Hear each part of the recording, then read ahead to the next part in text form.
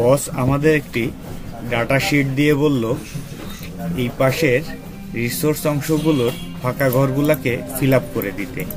এখন আমরা যদি একটা একটা করে কপি পেস্ট করি আমাদের অনেক সময় লাগবে। চলুন আমরা শর্টকাটে কিভাবে করতে পারি দেখে নিই।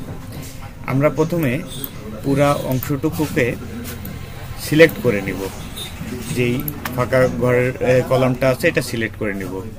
এরপরে আমরা হোম রিবন থেকে find and select go to স্পেশালে ব্ল্যাঙ্ক সিলেক্ট করে দিব, দিয়ে ওকে।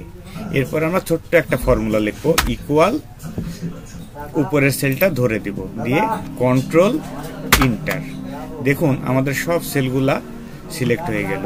আর এরপরে আমরা যেটা করব, পুরা অংশটুকুকে আমরা সিলেক্ট করে নিব, কন্ট্রোল সি দিয়ে কপি করব, তারপরে আমরা এখানে ভ্যালু পেস্ট করে দিব।